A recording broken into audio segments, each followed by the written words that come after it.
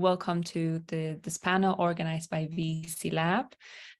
We have some exciting news and things to share. This discussion will be very rich in content. Before that, we do have some disclaimers to share first. First of all, the content presented today is not directed to any investors or potential investors and does not constitute an offer to sell or a solicitation of an offer to buy any securities. This needs to be said so we can proceed to the discussion. First of all, before we go to the introductions of our wonderful panelists today, I just want to say that it's a massive pleasure on the behalf of VC Lab to host this panel and to be able to have these conversations. We deeply believe that VC industry, like many other, need to be changed for the sake of equality. And this is why we created the Female 50 initiative, where we try to get to 50% women in the industry. At the moment, we are nearly at the 30% of women GPs in the program, which we try to look at as an achievement, but definitely not something to just stop us to get better. And usually we host these panels with various experts from outside the program, but also with wonderful investors from within the program. And speaking of which, I would love to proceed to some introductions. Janice, would you mind if you start? No, absolutely not. My name is Janice Rudo Sambaza. I'm Zimbabwean by birth, based in South Africa, and I'm the managing partner and co-founder of ICT Capital. Perfect. And Loretta? Hi, everyone. My name is Loretta Tioiela. I'm the founder and managing partner of Next Sequence, a firm based in the US and operating globally. Perfect. And let's see, Paige, if we can hear you well. Okay. I'm based in Washington, D.C. I'm the managing director of K Street Capital, which is an early stage, seed stage venture firm. We have an angel syndicate of about 100 investors, and we also have a fund that invests alongside the companies we invest in. So we invest in regulated markets. That's things like fintech, cybersecurity, climate tech, and yeah, happy to be here. And just to make sure that we all know each other here, my name is Sonia. I used to build the accelerator with the team here in VC Lab. For the past few days and weeks, I'm helping to create the product on our side to help the VC managers as much as I can. And up to date, I support the thousands of VC managers around the globe, and it's a pleasure to be able to speak to them every day. And I think we can proceed further and start with the questions that we have. And let's, well, you know, Paige, we're going to circle back to you. So I'm glad that we have everything sorted because, you know, it's, I would love to share with the audience that you invested in dozens of companies, including unicorns. You know, you have a very rich portfolio in your hands. And I just wanted to ask you, do you still feel the hunger, you know, if so, why? What do you think? What's the opportunity that drives the hunger to find more deals and invest more? Yeah, so I guess I've actually invested personally in just over 40 companies. 2 of them have become unicorns, invested at the seed stage, to be clear. And I think we'll have 2 more this year. And definitely still hungry. Part of my background is that I was a founder. I had a fintech company that I exited in 2018. So I know what it's like to be a founder, starting a company from nothing and raising money and trying to change the world. And I strongly believe in founders. And I think people that have so much passion around the things that they're building are just willing to do impossible things and break barriers and make, you know, tons of incomprehensible sacrifices because they believe in what they're building. And for me, finding those people and being able to properly resource them and, you know, enable them to actually change the world, there's no better job out there. So yeah, I mean, that's what gets me up every morning.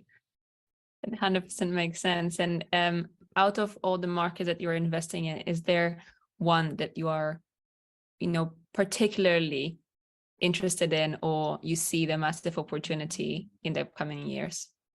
Yeah, so we invest in, I was mentioning climate tech and fintech and other regulated markets, but we're seeing a lot of opportunity in the overlap of those two. So financing and products and services coming out around companies that are in the climate tech space. So think like carbon markets and ways for companies and businesses to decarbonize, their buildings, their businesses, everything about them in a way that financially makes sense. I think that's going to be a big driver of climate change in the next 10 years. And we're seeing a lot of companies in that space right now, which is something we're really excited about. I can only say that we see similar trends within the program because we have more and more impact in climate, especially climate-focused funds. But on the market side, with everything that happens with the policies, it's such a hot space. But ultimately, I wanted also to revert back to how the hunger appears, and it's kind of addictive, isn't it, to just keep investing and getting and supporting and seeing more innovation going in.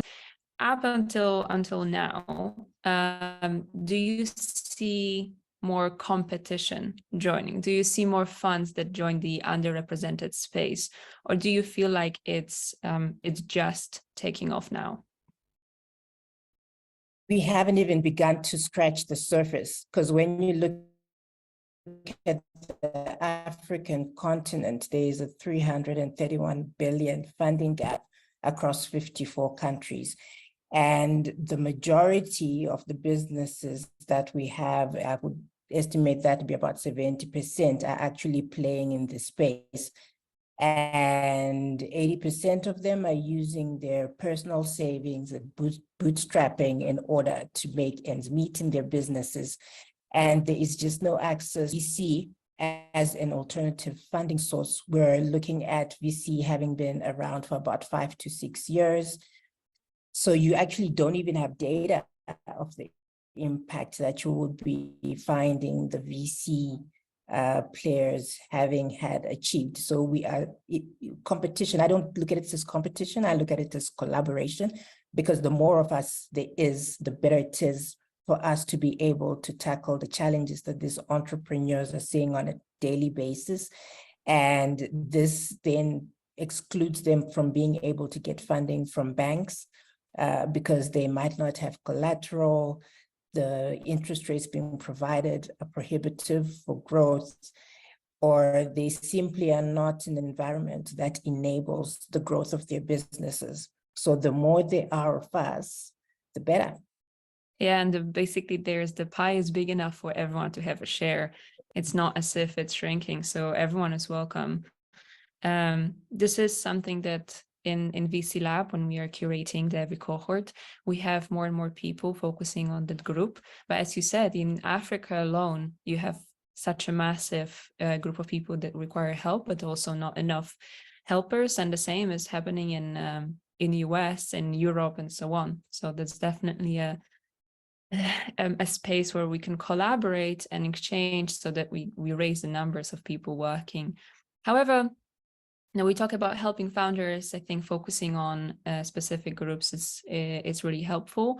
Also, focusing on different types of help is an interesting angle to look how we can provide our expertise. And you, Loretta, you run an accelerator alongside the fund, and obviously this is a slightly different way of helping the founders, considering that you are working in synthetic biology, which is obviously a more scientific vertical in this case. And are you seeing, what are the benefits that you're seeing from running an accelerator, which obviously is additional effort to your fund? Yeah, I think it's extremely interesting to run an accelerator program, and there's been a lot of talk about Venture Studio, and our Venture Studio are changing the VC game somehow. Contrary to a Venture Studio, we do not actually take startups at the stage where they are at the ideation process to help them grow from ideation to product. As an accelerator, we take startups at a stage where they already have at least a minimum of product.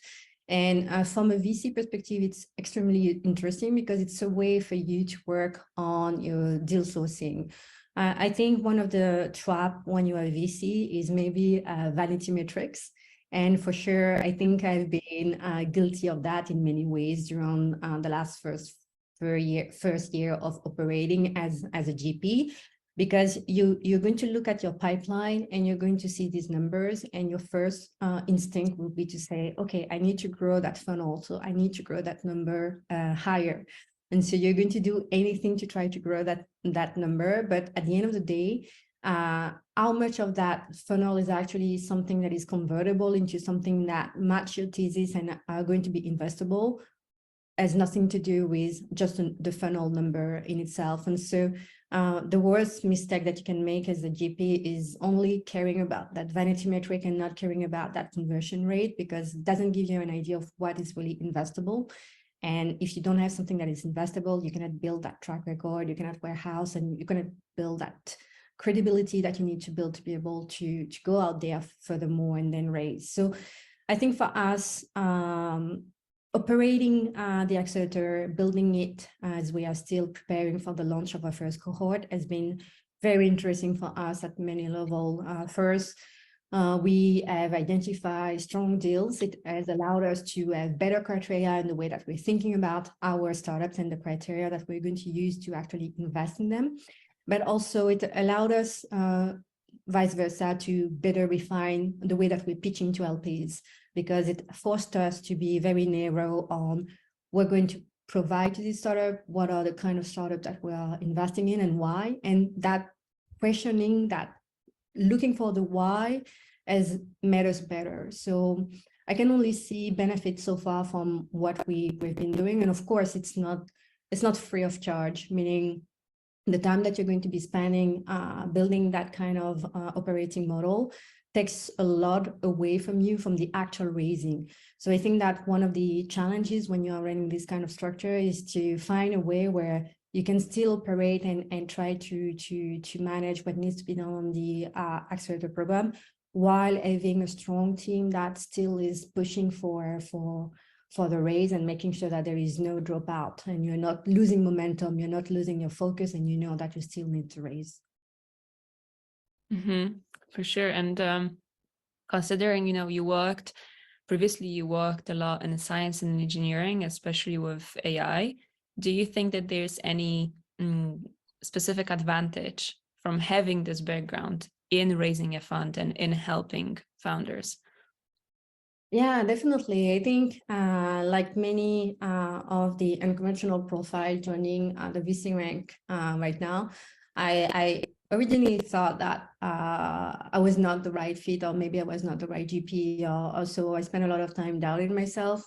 I think now I see it again as an advantage for many reasons. When I'm speaking to founders, I understand what they're speaking about for two reasons. Because I'm coming from product and I spend most of my career doing products, and so I can get the vision of positioning a product and trying to find the angle to help them position the product. But also because I'm a tech person, I understand from a technical perspective why there is an advantage into what they're doing and where they are fitting into the entire ecosystem. So I think in a way, it gives me a sense of confidence when I'm making a deal or I'm trying to make a deal.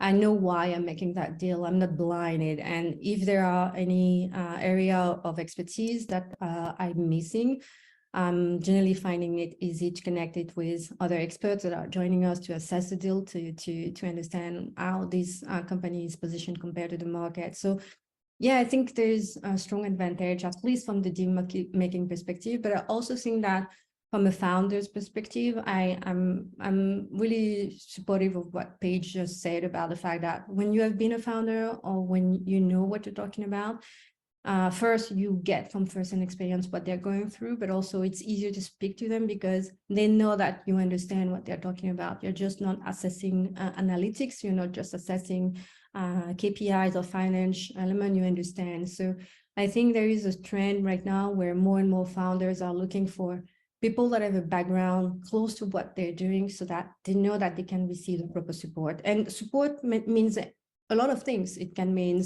you as a VC understanding what they're talking about, but in my case also it has been being able to network. So bringing people from my own network to them that could potentially help them, whether it is from the industry, whether it is from the computing part, it's many things. So yeah, it has been useful for sure. Yeah. can imagine. And, just to follow up, Paige, do you find your experience as a founder useful in raising?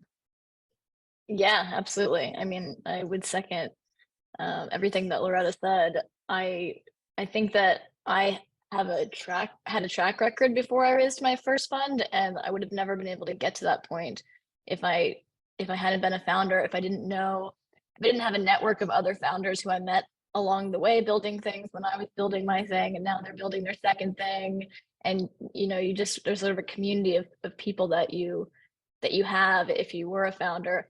And like Loretta said, you just understand better what they're going through, and it enables you as an investor to be an ally that they can trust. And I think that's very different from other VCs that haven't really stood in their shoes and don't really understand all the things that they're facing and the sacrifices that they're making. And so I think that, that really helped me get my first few deals and get to the track record that I had, which was what helped me raise the first one. So I definitely think it helps. And also, you both explained the community aspect. Ultimately, what helps a lot is having the community, whether it was built before or you're building it now. But the communities differ between them significantly.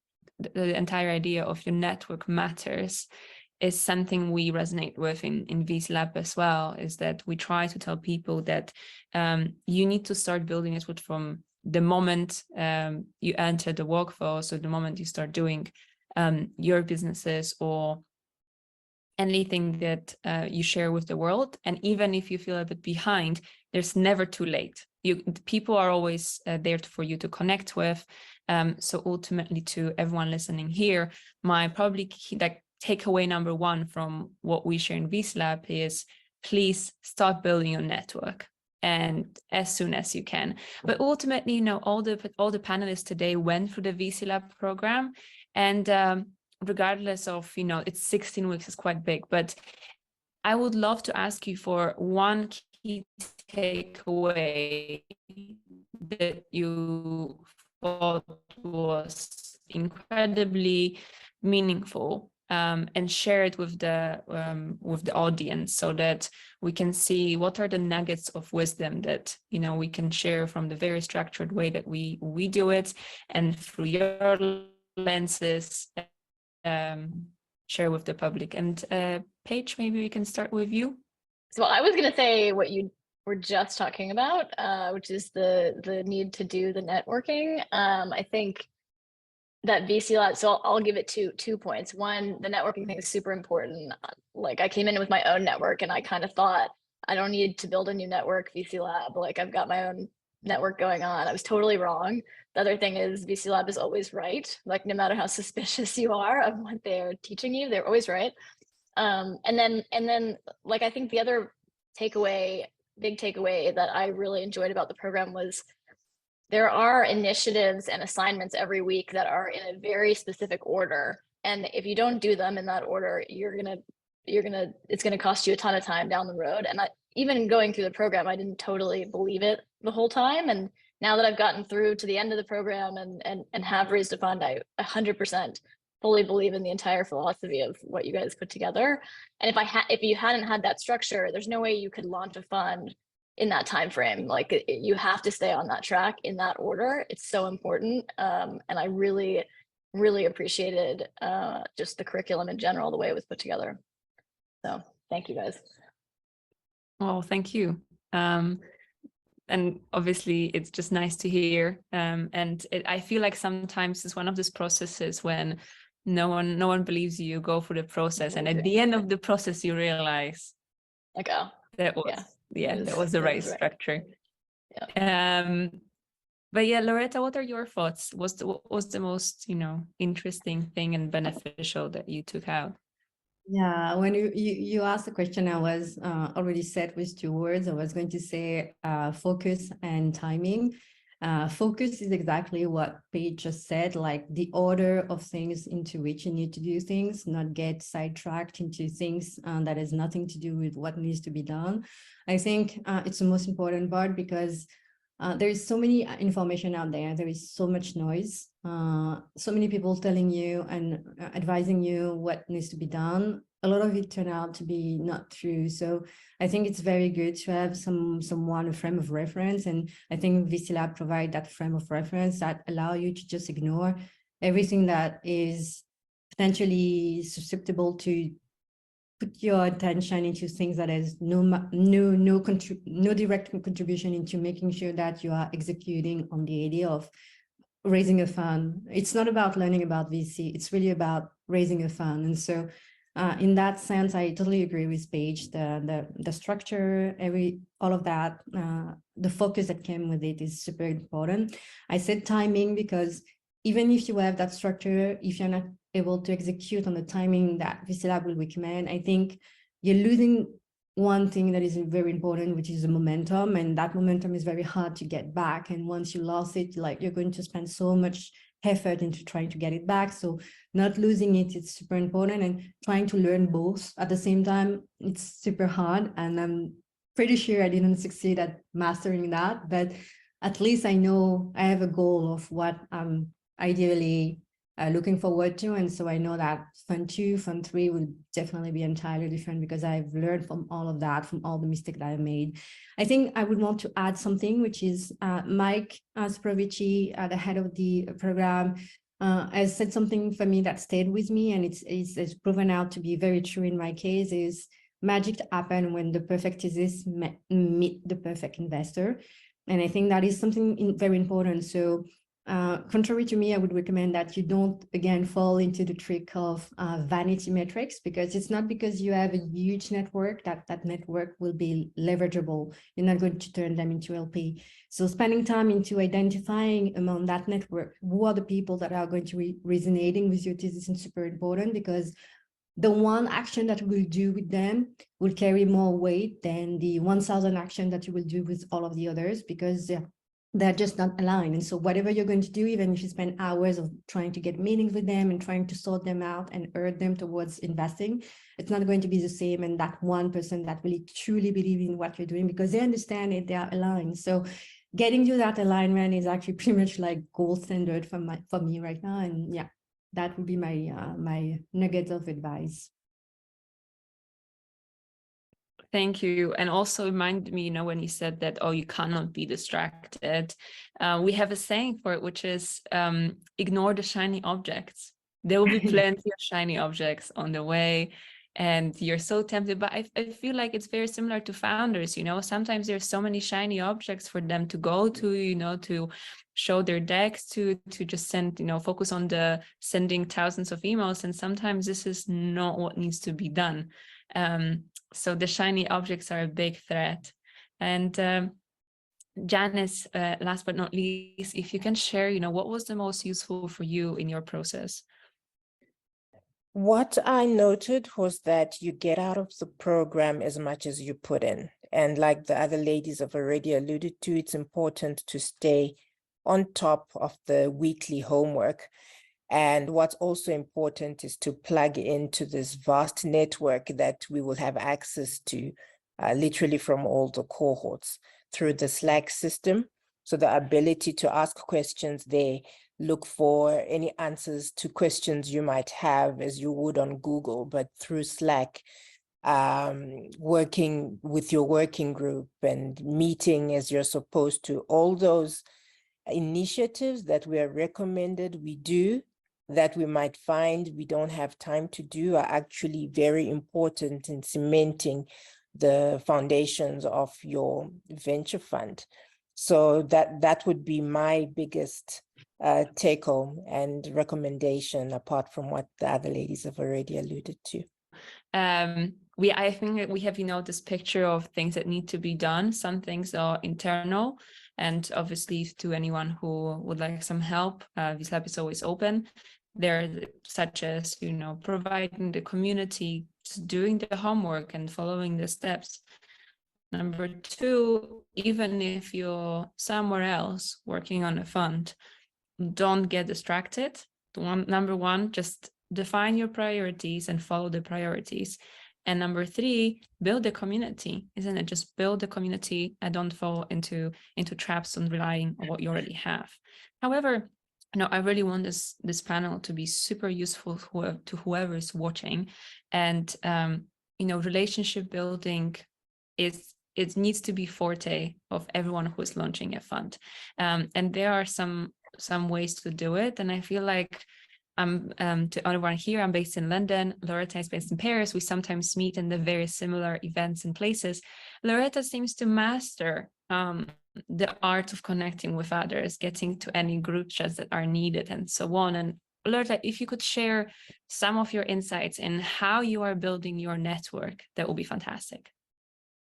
Yeah, of course. I'm far from being a master. I think there's much people much efficient about it. But I think in my case, I have a very engineering prone mind. So that conditioned the way that I'm thinking about things and the way that I'm approaching things.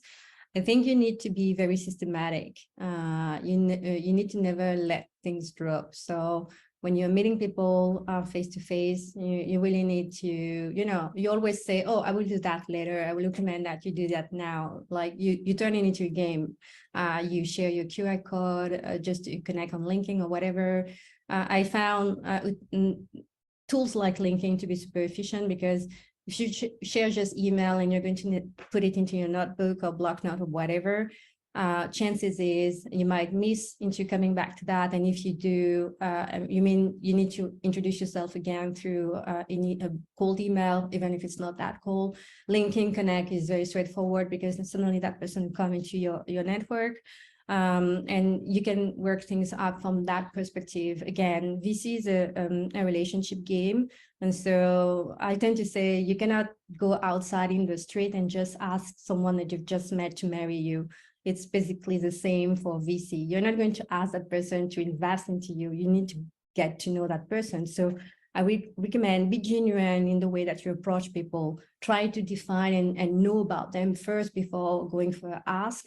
I found out that this is very efficient, because again, that that notion of that 20% of things that you will do that will represent 80% output for you. It's basically the same strategy. If you spend that time, you will get it back, because that person will make the warm intro that you really need, that might potentially lead you to connect it with someone that have the investing capabilities. So it's a number game, but it cannot be just a number game. It also needs to be a genuine game where even if you are very systematic in the way that you are filtering out and listing people and tagging people into your mind, okay, this person belongs to maybe the connector category, or this is someone that works in my industry or a topic that I'm interested in, you still need to keep genuine about it, so that when you're going to potentially see a fit, you are going to be able to activate that fit because you have given first before asking. And that would be my recommendation.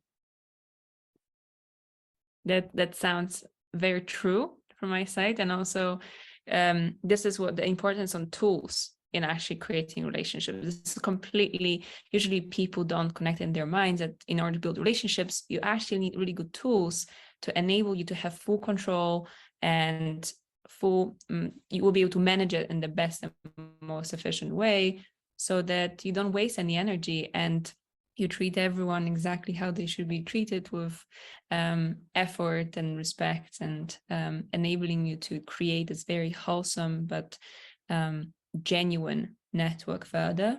However, you said that you need to be systematic. You need to know what you're doing. And I think that this applies especially to creating a name for yourself. You really need to be systematic in how you do it and provide the either content or whatever you're releasing to be consistent with you. And this was kind of waiting for it, but I would love to mention the podcast.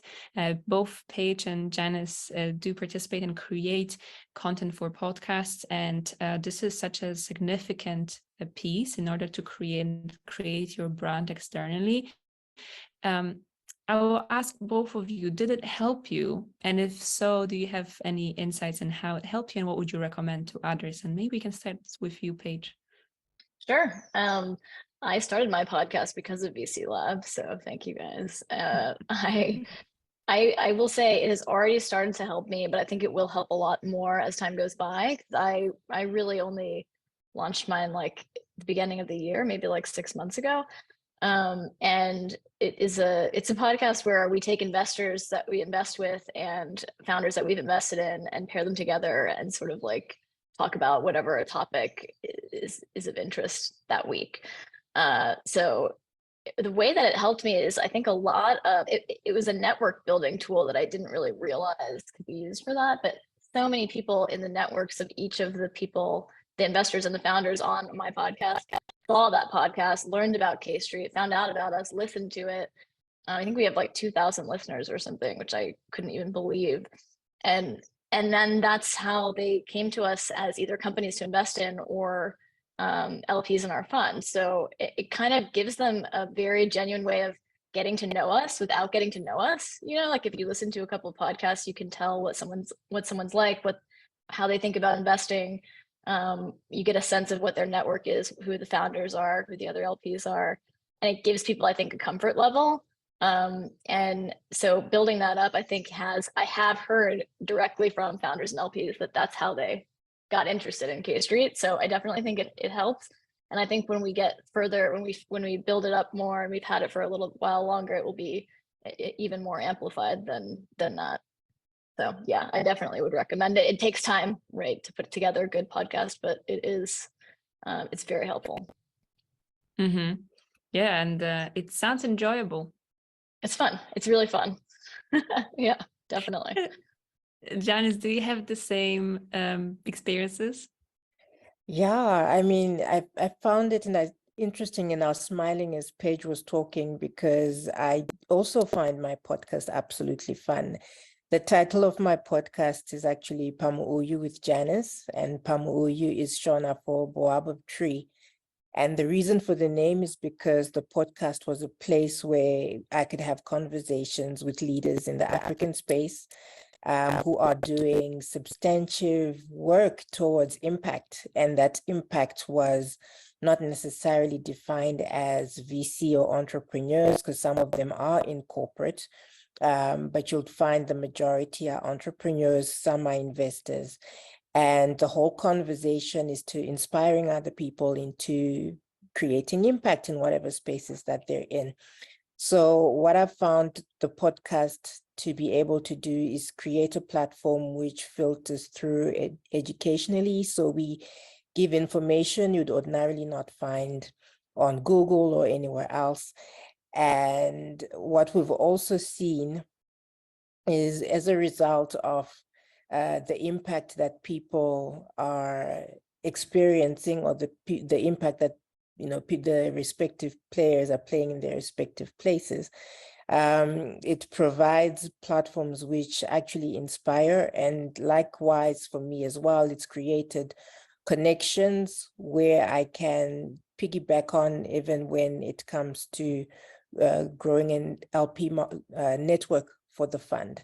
So it is something that I would also highly recommend if you do have the capacity and opportunity and bandwidth, because you do need to research before you have the conversations. And also the editing aspect is something that is of crucial importance if it's going to be a high quality production. Mm-hmm. And also I can imagine that because of the content that you're creating, you are matching with potential LPs who are already interested in the space. So you are saving yourself this time of searching in abyss, but instead you're attracting exactly the type of person that you need. 100%. You've Exactly. got it done. Yeah. And also we'll make the full circle. And Loretta, because you also released your podcast in a different vertical. Do you have the same experiences? Yeah, definitely. I think as Paige and Janice have said, I think it's very fun. I've always struggled a lot to blog posts, and so it has always been like kind of a hassle for me to write a blog post. Which is weird because I always have a lot of things to say, but that's the thing, I have always a lot of things to say. So the podcast format has turned out to be very enriching for me. And it acted as a magnet, definitely, because right now we have people now coming to us compared to us coming to people, which is definitely a change in strategy. I think in 2022, we spent most of our effort trying to reach out to people. And I can appreciate the difference when you are not the one putting in all the effort, but actually people are drawn to you because of the content that you're producing, whether it is podcasts or whatever type of content you feel like at ease with. So I think having this kind of strategy where you're focusing on branding is super important. I think that's one of the trend in VC that is definitely changing the game. VC didn't used to be so outwardly. I think right now, the ones that are winning, like Loretta Tioiela, are the ones that are publicly speaking, outwardly, and I would tend to say community driven for sure. And it's incredibly interesting. I for sure, would recommend at least listening to one of your episodes, because the content you must be sharing is all the nuggets of wisdoms that you have. So, and I'm glad that it's enjoyable at the same time. We have some questions that audience asked. So I will go for the ones, I will start with the ones who are the most upvoted. So if you guys have any questions there in the audience, please make sure to add it in the Q&A section and upvote the questions that you find the most interesting, and we'll try to answer some, obviously starting with the most upvoted. And we have the first one comes asking basically, how would you connect with LPs if you grew up in poverty and don't have an existing network? Would any of you like to answer this question? You can also use the raise hand function or the right hand, which Loretta, you won. Please, if you can share. Yeah, this one is a very close to heart for me topic. So happy to give an initial answer and to hear about my panelists' answers too. But yeah, definitely this one is close to home for me because I grew up in a family where mommy didn't read, and so definitely I can feel that coming from poverty and growing up in poverty. I think if you really think about it, you have a network, and so the question is just a matter of, do you have the right network? And so I think that in my case, I can see the evolution of my network across my career. And I think that part of the job, and that's why we have all said that networking is basically the one single thing that you absolutely must do at all time. And I would tend to say that it's not just a matter of because you want to build a VC fund, it's something that you should do no matter what. So if you haven't been doing it, let's get started. If you have been doing it, your focus is to start thinking about, do I have the right network, and how can I use the existing network that I have to reach out to the kind of network that I aspire to get? And definitely I know that VC is very sometimes closed off circle, but it only takes one person, but you need to make that effort of trying to reach out to that one person or several out of people that are aligned with what you're trying to do in your industry, in the vertical that you are maybe focusing on, but you need to make that connection. So it might take one jump or it might take 10 jumps of connectors bringing you that one contact. But again, you need to make that effort, and it shouldn't be an effort. It should be something that comes naturally to you, because again, VC is a relationship-based game. So you need to get used to it and doing it and enjoying it. Really, you need to enjoy it. Thank you. Janice, do you have anything to add on top of that? Yeah, and just to say, it is important for you as a VC player, as a GP, to put yourself out there. So it's important to have the ability to have your 1-minute pitch handy, open yourself up to new networks, attend conferences, attend gatherings, and be able to freely share what you're about, what you're doing, and why you're doing it in a manner that attracts people. And I always say, whatever environment I put myself in, I need to ensure that I come out with at least 1 or 2 good connections. And you'll find those people, you should be able to make a first impression whereby they never forget you, and you can always reach out as you might need them. And if you make a good first impression, they will open their networks up for you as well. So it's important to put yourself out there. Sorry, Paige, I don't know if you wanted to add something, but just No. before. I'm going to lower my hand, give everybody else a chance with the questions. I want to say something, and it goes in this in the trends of what Janice just said. And I mentioned it earlier about saying you need to be genuine. People remember how you treat them. So that's what I mean by being genuine. So people remember when you don't answer back. People remember when suddenly you are ghosting them and you're disappearing off the face of the planet. People remember that. So I would say that more than trying to go for the big numbers and trying to cold outreach 10,000 people or 1,000 people, you need to build that relationship with closer number, but build really quality-based relationship with these people. Because again, people remember, and so you never know who you're going to cross paths with tomorrow. But again, people do remember how you treat them. Paige? I think they said it better. I'm gonna hold off. I'll give somebody else a question and save the time. Okay, and we have 10 minutes left, so I will try to run for a couple of more questions to make sure that we answer some of the hesitations and wonders of the public.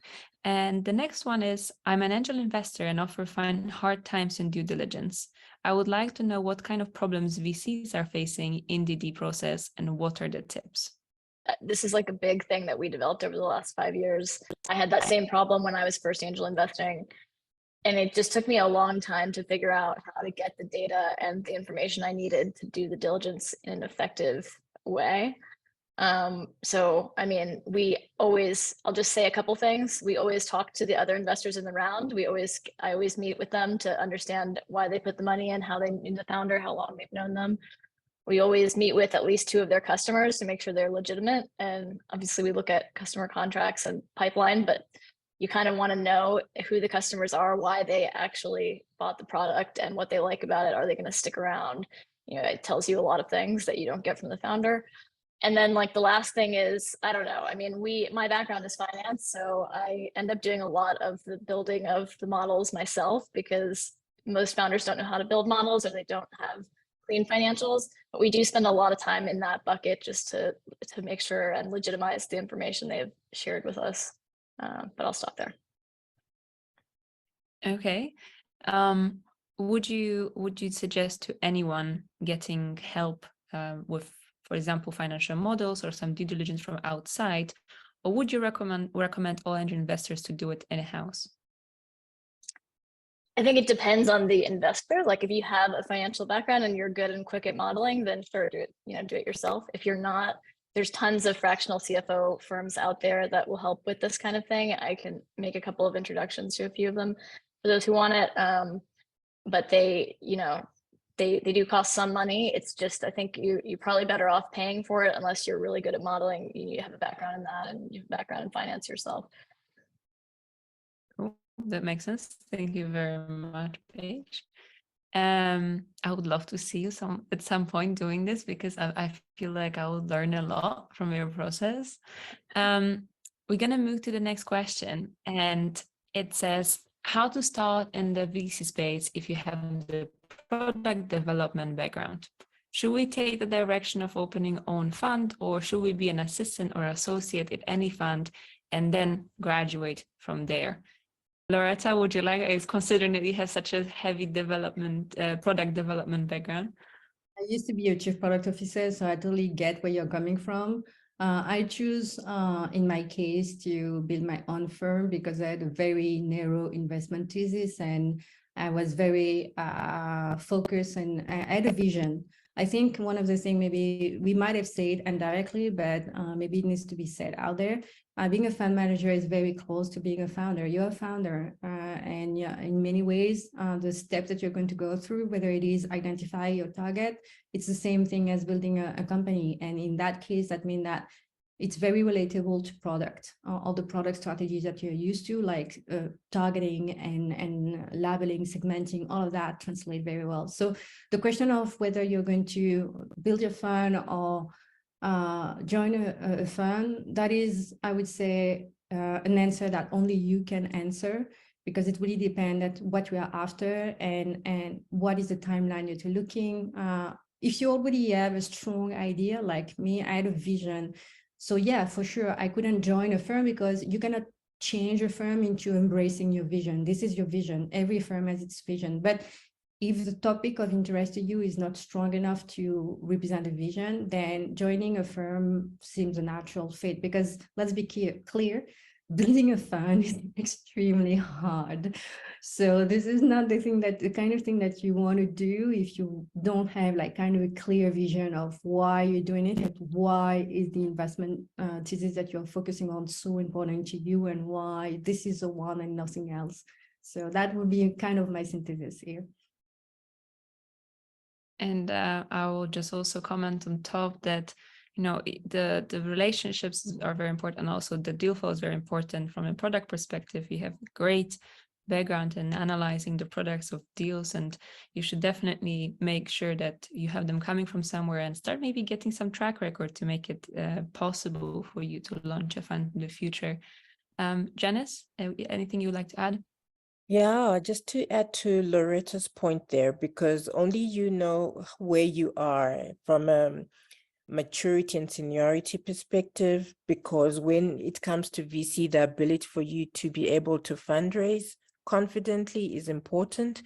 The ability to be able to create pipeline is important.